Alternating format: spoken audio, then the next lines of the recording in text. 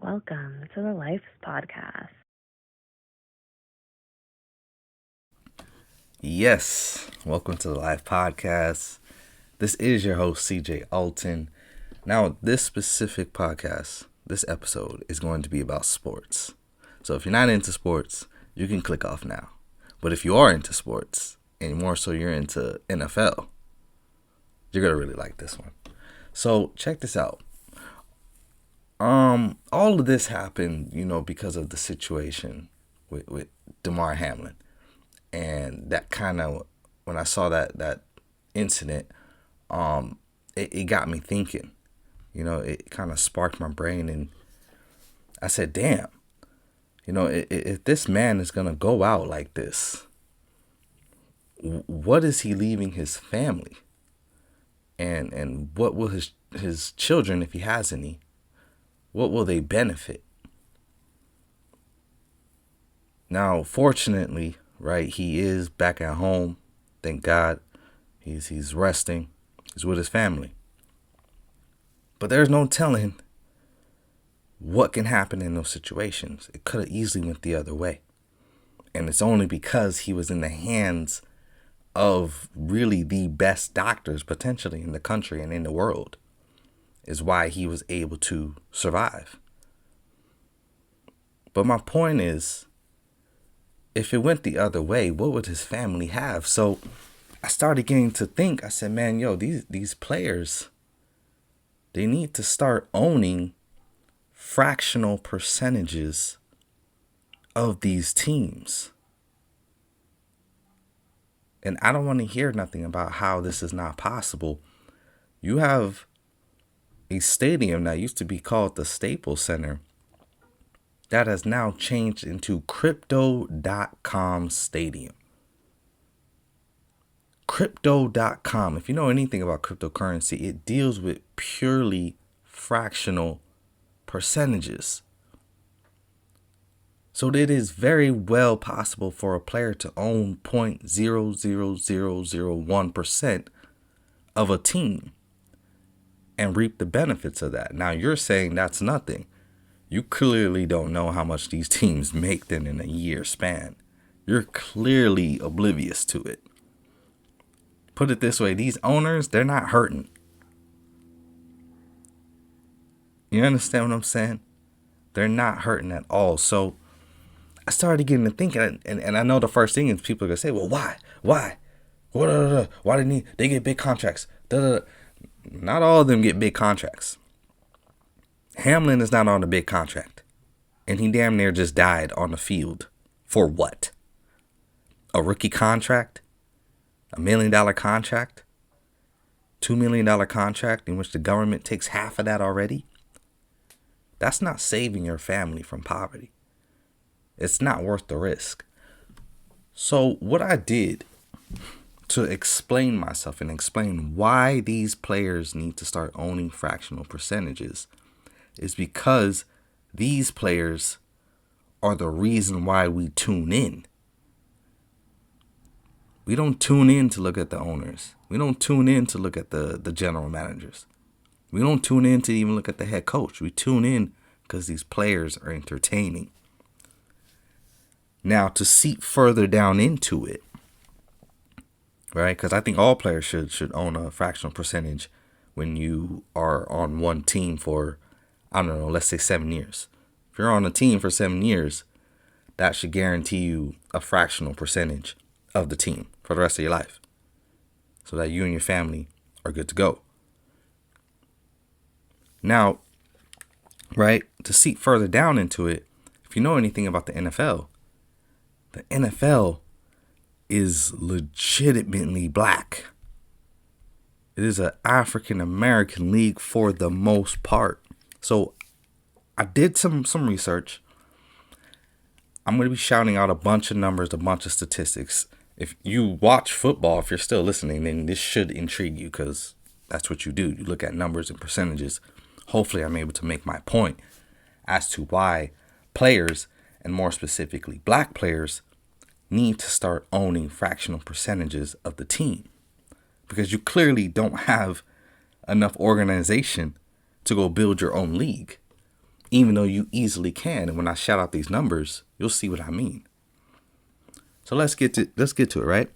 I found this article from the Washington Examiner. Now, this article was just written in February of 2022. So it's very recent. Now, I want you to check this out, right? Listen to this. Black players make up 57.5% of players in the NFL, despite only being 13.4% of the country's population. So let me break that down easier. The black players that are in the NFL today, they make up approximately 58%, right? But they're only 14% of the U.S. population. Now, what that means is you don't find those things very often unless it's like a prison. You don't find any institution within the United States with these kind of numbers unless it's a prison, not even a school really do you find that, unless it's in the South. But what I'm saying is black players make up a large proportion. The league is what it is because of the black players. Now check this out. White players make up 24.9% of the NFL, while comprising of 60% of the population in the United States. So even though white people make up majority of the United States, they're clearly not the majority of the NFL. And then when I break down that 25% white players, right? 24.9, I'll just round it out to 25%. 1 in 4 NFL players are white. When I break that down by position now, then you're going to really start seeing why black players make the league. Okay? So between black players and white players, let me see the math on that. That looks like, what, 82%? Just about 82%. 82% of the league is black and white.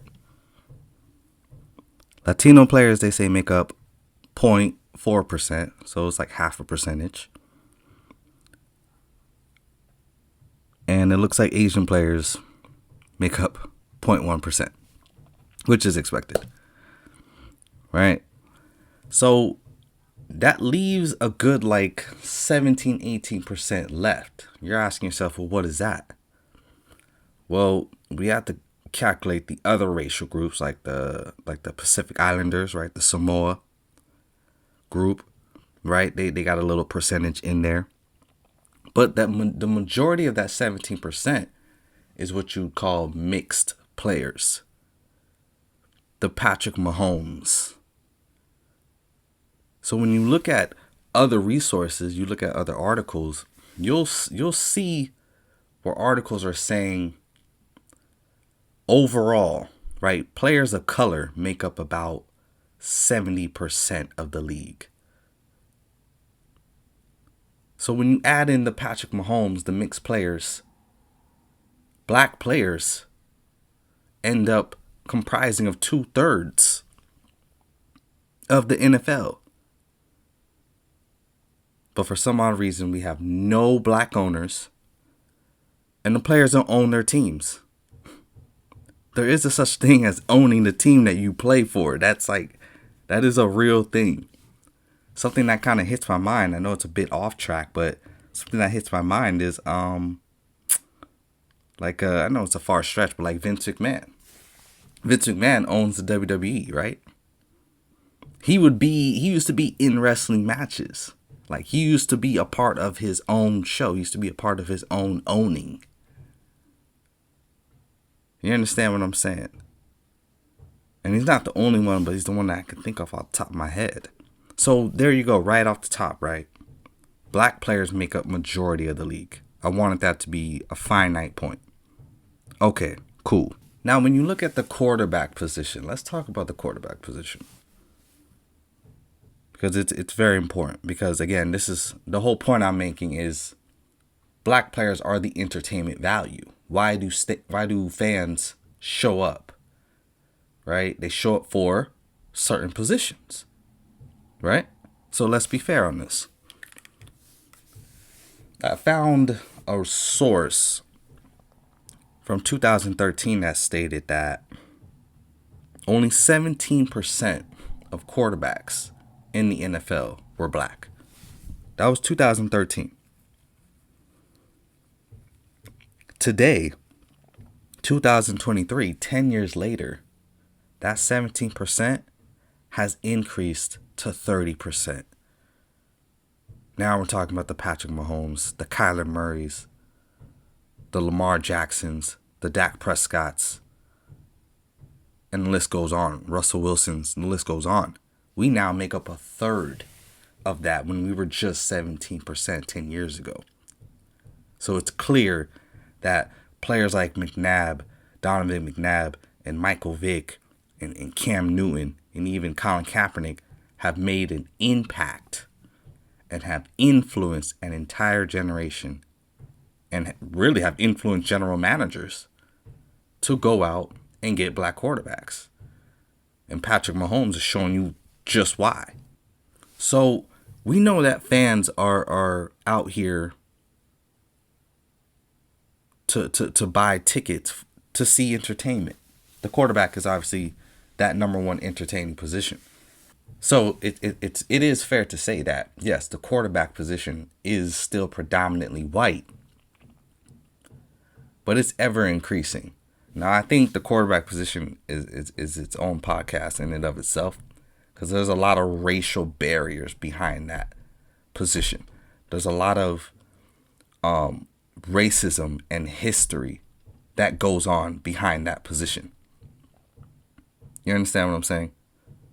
It's no question that this is the first black quarterback at USC since when? Khalid Williams, that's his name. I was looking for his name. Khalid Williams. The first black quarterback to be there since I don't even know how long. It's been years since I've been watching football. Since a boy, I've never seen USC get a black quarterback. This thing is ever growing and it's changing. The most exciting quarterbacks in the league today are the black quarterbacks. Right? Now, I'm going to keep moving on because I want to discuss some of the other positions and some of the other fields. Now, we determined that quarterback is majority white. So when you look at that, remember that overall 25% of white players make up the league, right? Quarterbacks skew that position up.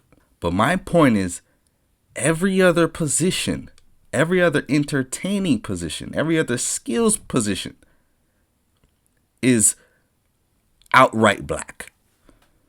These fans are showing up and paying their hard-earned money because of black players. So let's keep moving. I looked at the lineman position, the offensive and defensive lineman position. Listen to this. Despite a nearly 50-50 split along the offensive line, at the center, more than 81% of the players are white. Basically, what I just said is approximately 49%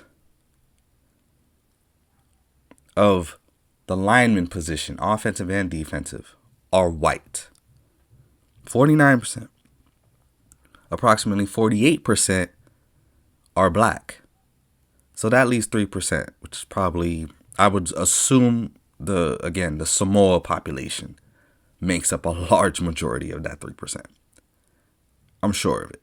No one goes to the games, and this is all due respect, because if you know anything about football, the lineman position might be the most important outside of the quarterback. But if you know anything about the game, right, no one goes and pays their hard-earned money to see linemen. So here we have quarterbacks that skew up the white position. Now we just found out linemen skew up that 25% white population in the NFL. If you understand statistics. And then when you get into the kicker and the punter positions, that is heavily skewed white again. I don't have the numbers in front of me. Let me see. Hold up.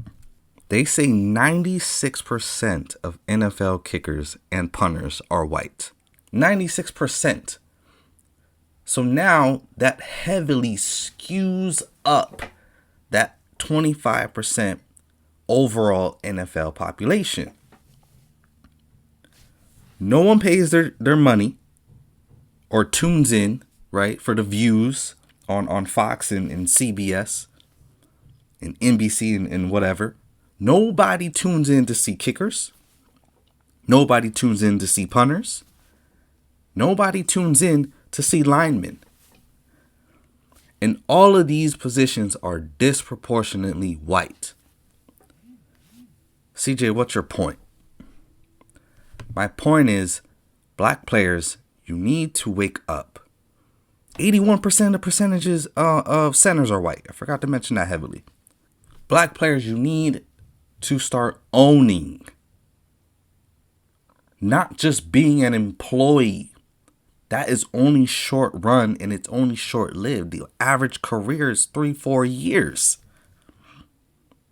You're not making generational wealth off of 3-4 years in the NFL. You're not. You're sustaining your family today, but your grandkids won't have any money. You need to start owning. Now, we said, yes, the quarterback position is why fans come out, and we've seen that is a white position still today. But if you look at the greatest quarterbacks today, the greatest quarterbacks today in 2023 are black quarterbacks. So what about the running back position?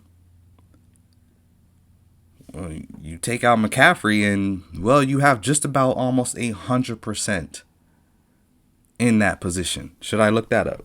70% of running backs are black, which is actually surprising. I would have thought it'd been 90%, but apparently 12% of running backs are white. I wonder if they include the fullback.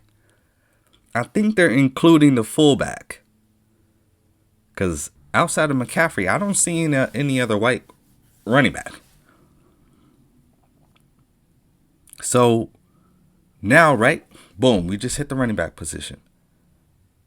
Now we see the receiver position growing, but let's be real. If you think about the greatest receivers right now of all time, and then you think about the best receivers in the NFL today, majority of these are black. Yeah, we know you got the I think his name Cooper Kupp. Yeah, we got the Thielens. We know that. But they're not the best receivers. And to be honest, Kupp is working in a system that just benefits him. If he goes to another team, I would like to see his performance. I'm not knocking him. I'm just letting you know the most entertaining positions in the NFL are held by black players. The running back, the receivers, the quarterbacks are ever growing.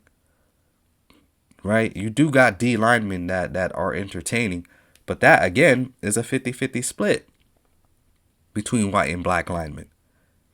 So it's not like we're lacking there. We're just lacking at the specifically center position, which is ironic. It's really interesting. Even when we look at the cornerback position, that could be another entertaining position because it's a very difficult job to do, to chase around somebody and you have no idea where he's going. Now, if you're a good studier, if you watch film, that makes you not much better of a corner. But in all retrospect, you don't know. When you line up across this guy, you really don't know what he's going to do, where he's going. It's a very entertaining position to watch. To watch someone be able to cover someone and do it with flair. 99.4% of the cornerbacks in the NFL are black. Because of genetics, it is just not feasible to have white cornerbacks. The cornerback position, arguably, but not really arguably, is supposed to be the fastest position on the field. You are responsible for making sure that this man does not blow past you, the receiver, the tight end, whatever. You're responsible for making sure that this person does not blow past you and get easy touchdowns. You are to be the fastest player on the field. And when you talk about genetics, the cornerback position has to be black. That's why you see white people in the lineman position, because they're more built off of power.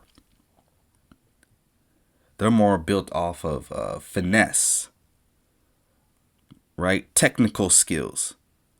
That's why you see them at the quarterback position. That's why you see them at the punter and kicker position. These are very technical positions. And then you got the lineman position that deals with power, right? White people possess physical strength.